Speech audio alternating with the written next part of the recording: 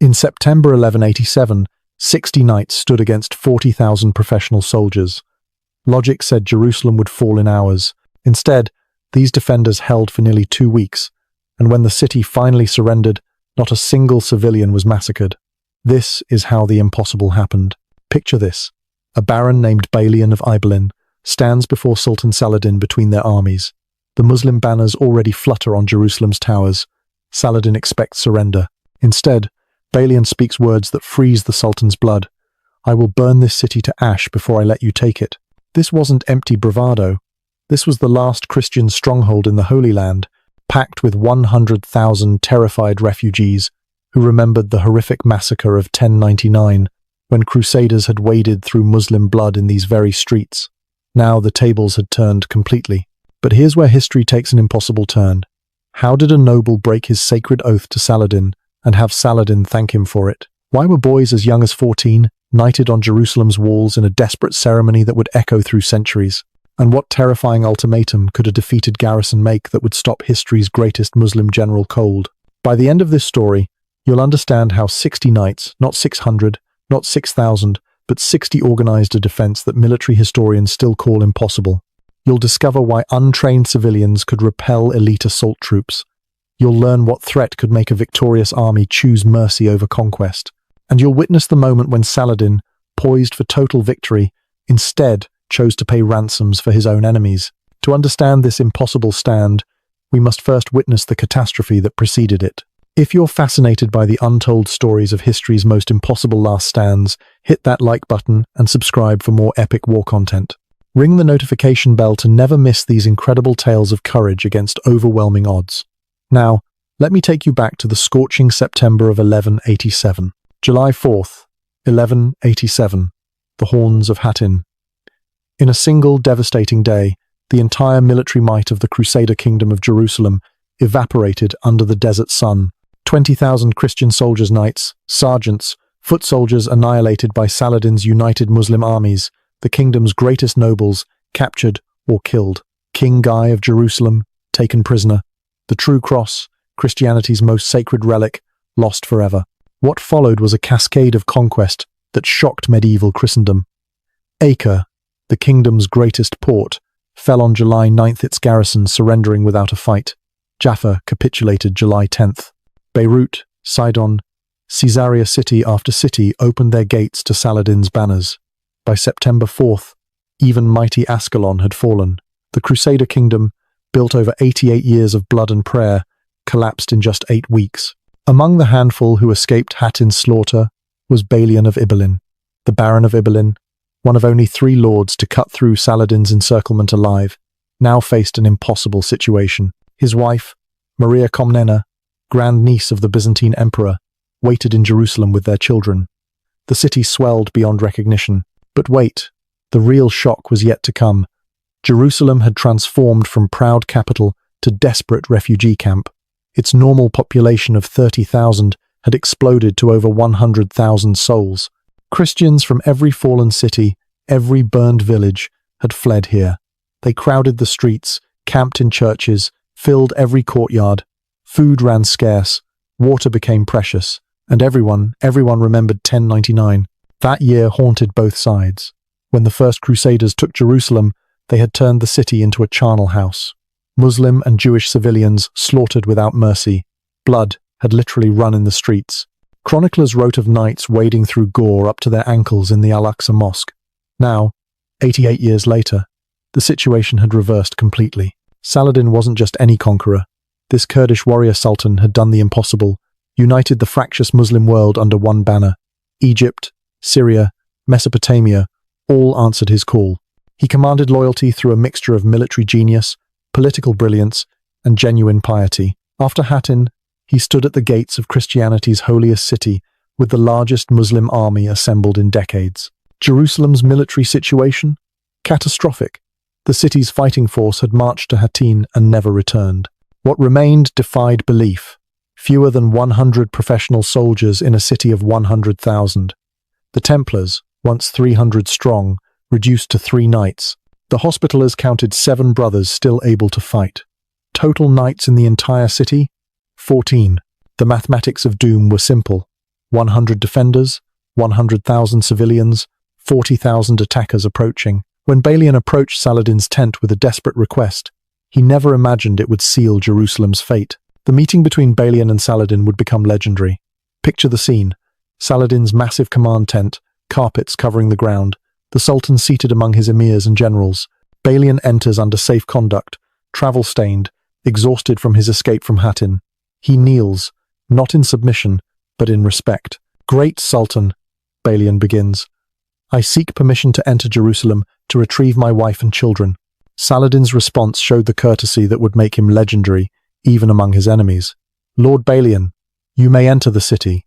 But then came the conditions that would change everything. "First, you must swear an oath never to bear arms against me.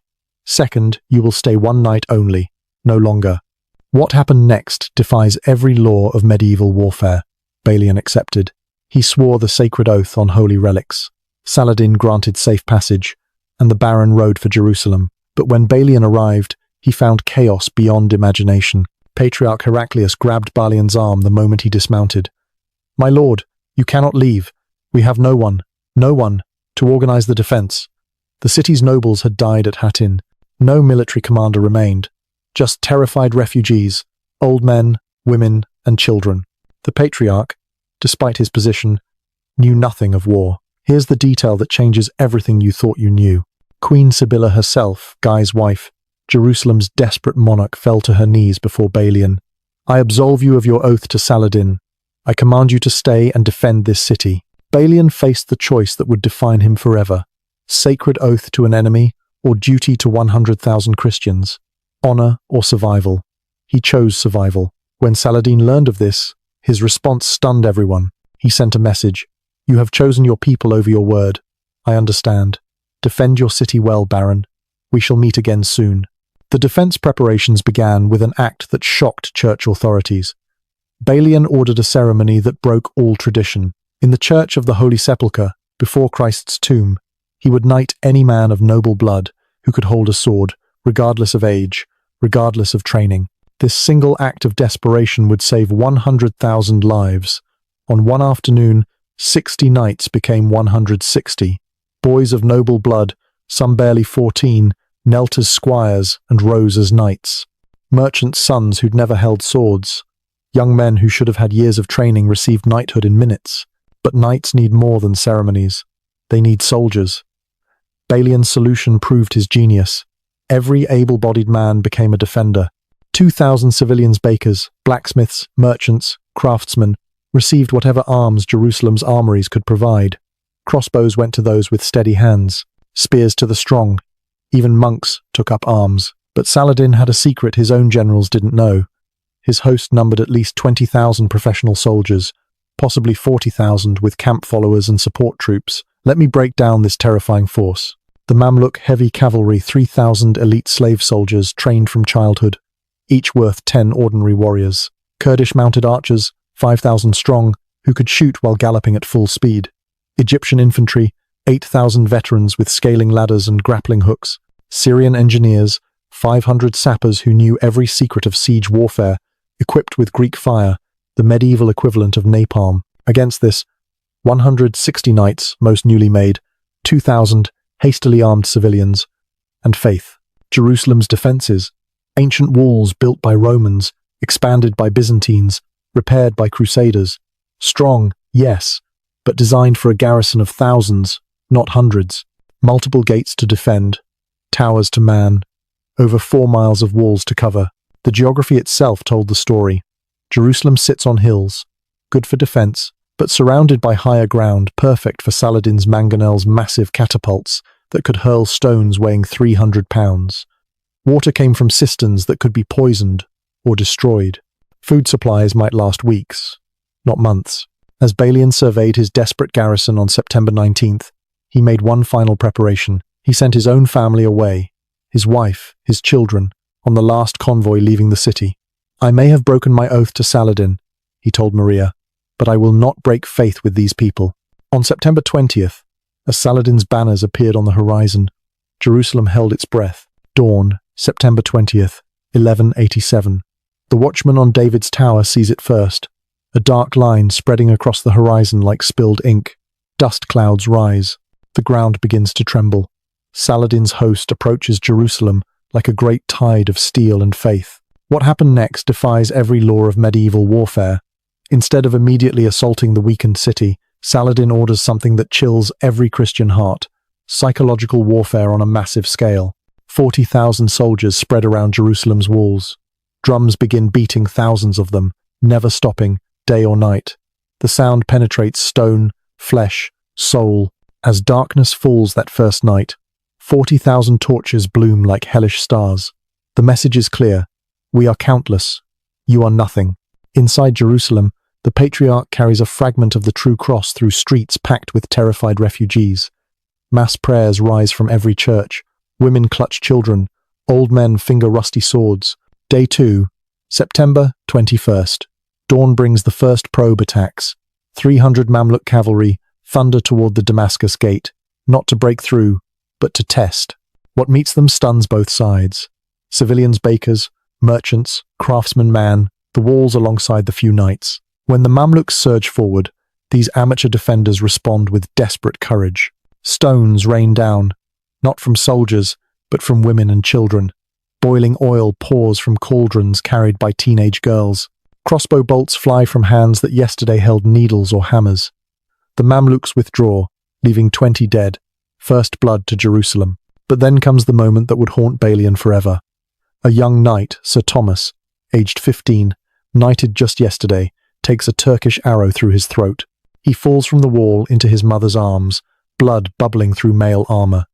The first of Balian's boy knights dies before the sun reaches noon. The sight that met Saladin's eyes changed his heart. Where he expected panic, terror, easy collapse, he found determination. Reports reached his tent.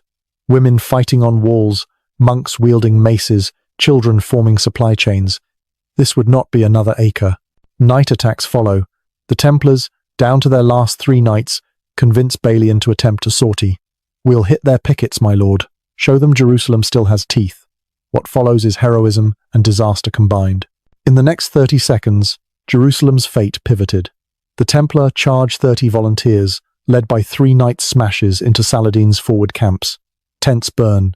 Supplies destroyed. For 10 glorious minutes, it seems the Christians might achieve the impossible. Then Muslim reinforcements arrive. Of 30 who rode out, 11 return. 2 of the last 3 Templars fall beneath scimitars. Day 3 brings escalation. Saladin orders full reconnaissance. His engineers study every gate, every tower, every weakness. Inside Jerusalem, strange sounds echo through the streets. Metal on stone, rhythmic, purposeful. The defenders don't yet understand. Mining operations have begun. At this exact moment, everything changed. A woman named Sarah, a merchant's wife. No warrior spots movement near the base of Street Stephen's Gate. Turkish engineers placing protective mantlets. Without thinking, she lifts a cauldron of Greek fire, stolen from Saladin's own supplies at Hattin, and pours it down. Screams rise. 5 engineers burn. Sarah becomes Jerusalem's unlikely hero, but Saladin's response is swift and terrible. Day 4 sees the arrival of the siege engines. 14 mangonels, each requiring 50 men to operate, assembled beyond arrow range. The bombardment begins at dawn. Stones weighing 300 pounds arc through the sky, smashing into ancient walls. Street Stephen's Gate Tower takes the first hits. Limestone explodes. Defenders scramble clear. By noon, serious damage appears. But what followed next has been hidden from history books. Jerusalem's civilians form human chains, passing stones, timber, anything to shore up damage. While Saladin's engineers pound the walls, Jerusalem's people rebuild them. This is where the story becomes almost unbelievable. Muslim commanders report to Saladin. Despite superior numbers, despite professional troops, despite artillery, the city holds. Worse Muslim casualties mount while Christian losses remain surprisingly light. How? The answer lies in desperation multiplied by faith. Every Christian in Jerusalem knows their fate if the city falls. They've heard the stories, remember the massacres when other cities fell, so they fight with the fury of the doomed. An 8-year-old girl named Rebecca carries water to defenders until a stone splinter cuts her down. Her death sparks rage. Civilians fight harder. Night brings temporary respite, but no rest. Defenders work by torchlight repairing damage. Women tend wounded. Priests give last rites to the dying. Below ground, something sinister continues. The sound of picks on stone, getting closer, getting louder. September 25th arrives with a disturbing development. Defenders notice Muslim troops massing opposite the northern wall, but it's a feint. The real threat comes from below. A hospitaller knight, one of 7 remaining, reports soil subsidence near the eastern wall. The terrible truth becomes clear. Saladin's miners have been at work for days. Countermining attempts begin desperately. Defenders drop water to listen for hollow sounds. They dig their own tunnels, hoping to intercept. Too late. The Muslim engineers have 5 days head start. Somewhere beneath Jerusalem's walls, timber props hold up tons of stone, waiting for the moment when fire will bring everything crashing down. By September 26th, Saladin realized this would not be another acre. But what happened on September 29th changed everything. September 26th, 1187. The war beneath Jerusalem enters its critical phase. Through the night, defenders hear it clearly now. The sound of picks beneath their feet, the scrape of soil being removed, the muffled voices of Syrian engineers. Mining operations have reached the foundations. Countermining turns desperate. Christian volunteers, mostly stoneworkers who know the underground, descend into hastily dug shafts. In pitch darkness, they work toward the enemy sounds. But here's the detail that changes everything. The Syrians have already installed their timber supports. The mine is complete. They're filling it with combustibles. Straw, pitch, sulfur, anything that burns hot and fast. Above ground, dawn brings intensified bombardment. Saladin has ordered his engineers to concentrate fire. 14 mangonels focus on a single section of wall near Street Stephen's Gate. The mathematical precision is terrifying. 1 stone every 40 seconds, each weighing 300 pounds, all hitting within 50 feet of each other. By noon, the ancient limestone begins to crack. Defenders watch in horror as a tower standing since Byzantine times starts to lean. Women and children rush forward with timbers, stones, anything to brace it. Then, at the moment of greatest desperation, the tower collapses entirely. Dust clouds blind everyone. Screams rise from buried defenders. But wait, the real shock was yet to come. As the dust clears, a miracle, Jerusalem's civilians have already formed human chains. While knights and soldiers hold the breach, ordinary people pass rubble hand to hand, building emergency barricades. A baker named Joseph organizes teams. You 5 timber. You 10 stones. Move, move, move. September 27th brings the war's darkest economics. Food runs desperately short. 1 loaf of bread now costs a month's wages, if you can find one. Water rations drop to 1 cup per person daily. Children lick moisture from stone walls. Elderly collapse from dehydration. Yet somehow, the defense continues. In the next 30 seconds, Jerusalem's fate pivoted completely. A knight reports to Balian, "My lord, we have 8,000 civilians now manning the walls. 8,000. Not trained soldiers, bakers, weavers, fishermen, priests, standing where 2,000 professionals should stand, armed with kitchen knives, craftsmen's tools, anything sharp or heavy." September 28th. Morale reaches breaking point. Mass confessions begin as people prepare for death. The patriarch, carrying holy relics, moves through the streets giving general absolution. If we die tomorrow, we die cleansed of sin. Mothers say goodbye to children. Husbands embrace wives one last time. But Balian makes a decision that would haunt him forever. He gathers the remaining knights, 160 boy knights, fewer than 50 veterans still standing. Tomorrow, they will breach the walls. When they do, we make our stand at the breach. Not 1 step back.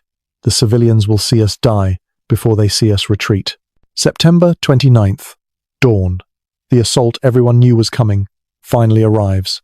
But Saladin has learned from his probes. This isn't random violence. It's coordinated, professional, devastating. Eastern Wall. 5,000 Egyptian infantry advance with scaling ladders, their shields locked above their heads against the rain of stones. Behind them, archers lay down covering fire so thick it darkens the sky. Defenders can barely peer over the walls without taking an arrow. Northern Wall. 3 massive siege towers creak forward. Each stands 60 feet tall, packed with assault troops. Greek fire drips from nozzles mounted on their fronts. The defenders' counterfire barely scorches their wet hide coverings. Then comes the moment historians still can't fully explain. At exactly noon, smoke begins rising from vents in the ground. The mine is fired. Defenders feel the earth shift. Stone grates against stone. A sound like thunder builds from below. The eastern wall bulges outward. Cracks race up its face like lightning. Then catastrophe. 30 meters of ancient wall collapse in a roar that shakes the entire city. Dust billows hundreds of feet high. When it clears, Jerusalem lies open like a cracked egg. What Balian did next broke every rule of warfare. Instead of withdrawing to secondary positions, he leads the countercharge personally. For Jerusalem, for the Holy Sepulchre, 160 boy knights follow their commander straight into hell. The breach becomes a meat grinder. First wave, 500 Mamluk heavy cavalry charge through the gap. They expect terrified civilians. Instead, they meet Balian's knights head-on.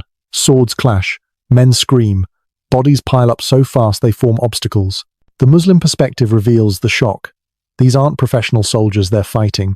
That knight is a boy of 15. That crossbowman is a priest. That figure pouring boiling oil is a woman in her grandfather's mail.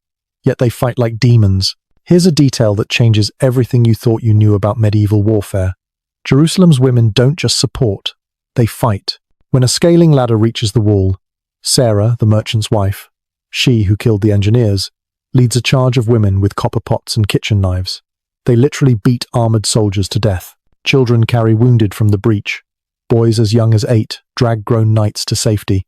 Girls bring water to fighting men, dodging arrows and stones. Rebecca, the water carrier killed days ago, has inspired an army of child volunteers. They call themselves Rebecca's Ravens, darting through danger in black clothing. The afternoon turns the breach into horror beyond description. Bodies stack 3 deep. Blood makes footing treacherous. The stench of death mixes with burning pitch. Muslim reinforcements keep coming, wave after wave through the gap. Christian defenders grow fewer, more exhausted, more desperate. Then, the sight that changed everything. Muslim banners appear on Jerusalem's walls. Green flags of Islam flutter where crosses stood. Panic spreads through Christian ranks. Civilians begin fleeing toward the citadel, Jerusalem's last stronghold. Priests prepare to burn holy relics rather than see them captured. But in the rubble, something impossible emerged. The last 7 hospitallers, all wounded, some mortally, organize one final charge. Their commander, Brother William, bleeding from 6 wounds, raises his sword. "One more time, brothers, for God and Jerusalem." 7 knights charge 500. It should be instant annihilation.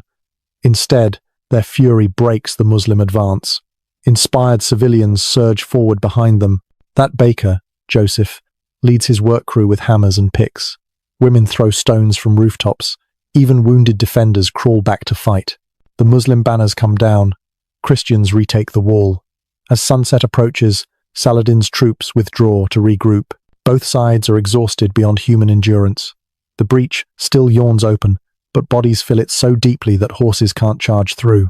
Night of September 29th. Balian holds a council of war in the Tower of David. The numbers tell the terrible truth. Original knights, 60. Remaining, fewer than 40. Boy knights, 100 made. Over 60 dead or dying. Civilian militia, 2,000 started. Perhaps 800 still able to fight.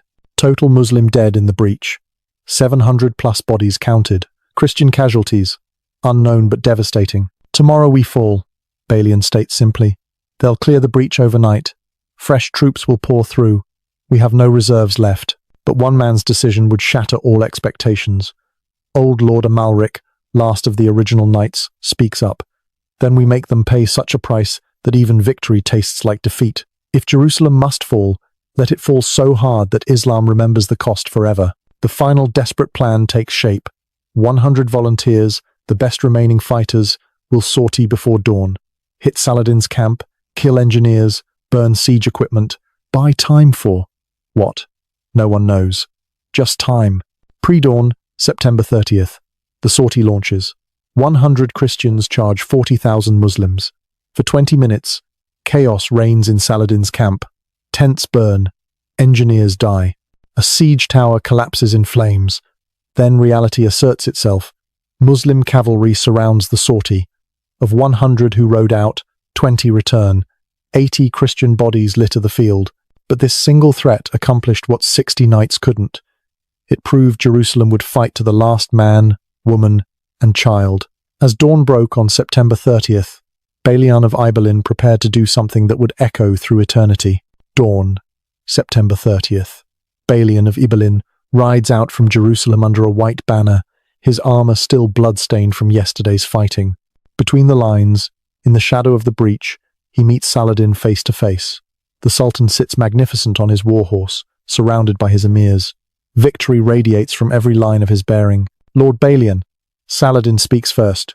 "You come to surrender." It isn't a question. Muslim banners already fly from the Tower of David briefly planted during yesterday's assault. The breach gapes open. Bodies still fill it, but cleared paths show where fresh troops will charge within hours. "I come to negotiate terms, Great Sultan." Saladin's response chills everyone present. "There are no terms. I swore to take Jerusalem as the Franks took it, wading in blood to the horses' knees. Your people showed no mercy in 1099. They slaughtered every Muslim man, woman, child. They burned Jews alive in their synagogues. The blood was so deep in the Al-Aqsa Mosque that men slipped and fell in it. Now, I will have my revenge." He points to the breach. "My army will pour through those gaps. Every Christian will die. It is justice." What happened next defies every expectation of medieval warfare. Balian doesn't plead. He doesn't beg. Instead, he delivers an ultimatum that freezes the blood of 40,000 warriors. "Then you will inherit ash and corpses. Nothing more." Saladin's generals murmur angrily. But Balian continues, his voice carrying across both armies. "Listen well, Sultan. We have 5,000 Muslim prisoners in Jerusalem merchants. Pilgrims, your own soldiers captured in raids. If your army storms the walls, everyone dies. We'll cut their throats on the battlements where you can watch. The threat escalates beyond military logic. The dome of the rock, where your prophet rose to heaven, we will burn it to ash. The Al-Aqsa Mosque, Islam's third holiest site, we will pull it down stone by stone. Our engineers have already placed combustibles. But here's where the story becomes almost unbelievable. Our own families, our women, our children, we will kill them ourselves before your soldiers can enslave them. Every well will be poisoned with corpses. Every building will be fired. Every holy place, Christian, Muslim, Jewish, will burn. The ultimatum reaches its terrible climax. You will conquer nothing but a charnel house. History will remember Saladin not as the reconqueror of Jerusalem, but as the Sultan who presided over its total destruction. Is that the legacy you want? Silence falls. Even the drums stop. 40,000 men hold their breath. This is the moment historians still can't fully explain. Saladin could order an immediate assault. His overwhelming numbers would take the city within hours. Yes, the Christians might carry out some threats, but not all. Instead, Saladin does something that would echo for centuries. He calculates beyond the immediate victory. His advisors urge storm and slaughter. "My lord, they are beaten. One more assault, and Jerusalem is ours." But Saladin thinks bigger. The ghost of 1099 haunts him too. Does he want to be remembered as another butcher? His goal isn't just to take Jerusalem. It's to restore it as a center of Islamic worship. Burnt mosques and poisoned wells serve no one. "What terms do you propose, Lord Balian?" The negotiation begins. Balian proposes safe passage for all Christians to the coast, protection for their persons and movable property, 40 days to arrange affairs and pay ransoms. Saladin counters. "Ransom? Yes. 10 dinars for each man, 5 for each woman, 1 for each child. Those who cannot pay become slaves. The mathematics are brutal. Jerusalem holds 100,000 Christians. Most are refugees who fled with nothing. Perhaps 20,000 can pay. The rest face slavery." But then the sight that met Saladin's eyes changed his heart forever. As negotiations continue, both leaders can see Jerusalem's walls. Women and children still man them, ready to fight. These aren't warriors. They're desperate people ready to die rather than submit. "I will pay the ransom for 7,000 of your poor myself," Saladin suddenly announces. His generals gasp. Pay ransom for enemies? Unthinkable. But Saladin continues. "My brother Al-Adil will free another 2,000. My commanders may each free hundreds more if they choose. The final terms, 40 days to pay ransoms and evacuate. Those who pay may leave with possessions. Churches may remove their treasures. No forced conversions. Any Christian who wishes to stay under Muslim rule may do so." Most shocking, Balian himself receives 30,000 dinars for defending the city so well. October 2nd, 1187. Jerusalem's gates open peacefully. Saladin enters on the anniversary of the Prophet's night journey to heaven, a deliberate choice rich with meaning. His orders are explicit. No looting, no revenge, no massacre. What follows stuns both armies. Saladin visits the Church of the Holy Sepulchre, Christianity's holiest site. He posts guards to protect it. When fanatics demand its destruction, Saladin refuses. Christians will always want to pray here. Let them come as pilgrims and pay for the privilege. Dead pilgrims pay no taxes. The evacuation begins. Columns of Christians stream out, protected by Muslim cavalry from bandits. When Saladin sees the poorest refugees, those who cannot pay, he opens his treasury again. Final tally of his personal mercy. 7,000 poor, freed by Saladin's gold. 2,000, freed by his brother. 3,000, freed by various commanders. Balian uses his 30,000 dinars to free another 1,000. Total freed by Muslim charity, over 15,000. Not one civilian is harmed. Not one woman assaulted. Not one church deliberately destroyed. The contrast with 1099 couldn't be starker. Where Crusaders created a massacre, Saladin creates a model of merciful conquest. News of Jerusalem's fall reaches Europe like a thunderclap. Pope Urban III allegedly dies of shock upon hearing it. His successor immediately calls for the Third Crusade. Kings take the cross: Richard the Lionheart of England, Philip Augustus of France, Frederick Barbarossa of Germany. The loss of Jerusalem mobilizes Christendom like nothing before, but the story of its defense spreads too. 60 knights who held off 40,000, boy knights who died like veterans, women who fought like warriors, children who served until death. Balian of Ibelin becomes legend, the commander who saved 100,000 lives through courage and negotiation combined. The paradox resolved itself perfectly. Those 60 knights didn't defeat 40,000 soldiers. That was never possible. Instead, they achieved something greater. They proved that Jerusalem wouldn't fall easily. They showed that even overwhelming force meets limits when confronting pure desperation. They turned inevitable massacre into negotiated mercy. Balian's later life proves the respect he earned. When Richard the Lionheart arrives in 1191, Balian serves as a negotiator between him and Saladin. Both sides trust him. He helps arrange the Treaty of Jaffa, 1192, which allows Christian pilgrims access to Jerusalem. He dies peacefully in 1193, remembered not as the Lord who lost Jerusalem, but as the defender who saved its people. Saladin dies the same year, having given away his entire treasury in charity. He leaves barely enough gold for his own burial.